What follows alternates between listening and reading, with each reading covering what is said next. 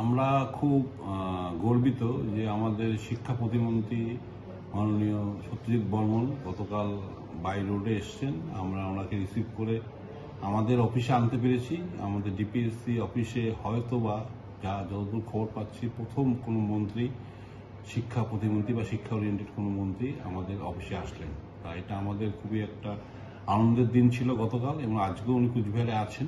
গতকাল উনি আমাদের অফিসে বসছিলেন এবং ওনার সঙ্গে এসছিলেন উত্তর দিনাজপুরের আমাদের মাননীয় চেয়ারম্যান নাজিম আলী, উনিও এসছিলেন।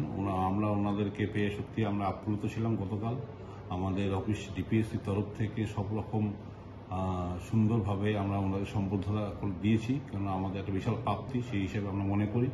এবং আমাদের তরফ থেকে, আমাদের ডিপিএসসির তরফ থেকে বা এডুকেশন সিস্টেম সম্পর্কে ওনার সাথে বিস্তারিত আলোচনা হয়েছে।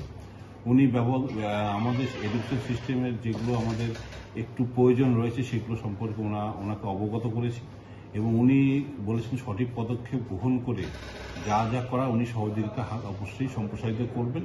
এবং আমাদের মন্ত্রীকে দেখে আমাদের মনে হয়েছে একদম মাটির মানুষ, এবং আমাদের মতনই স্বাভাবিকভাবে সুন্দরভাবে তিনি সব কিছু জিনিস আমাদের শুনেছেন।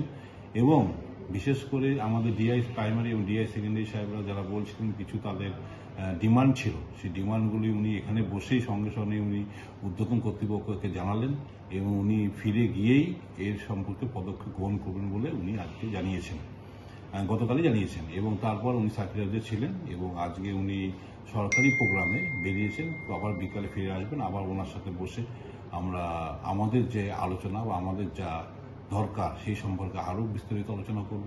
কারণ আমাদের অফিসেও অনেক কিছু জিনিসের দরকার রয়েছে। উনি বলেছেন সমস্ত কিছু আমাকে লিস্ট করে দেওয়া হোক, আমি কতখানি পারছি বা যতখানি পারবো উনি হেল্প করবেন।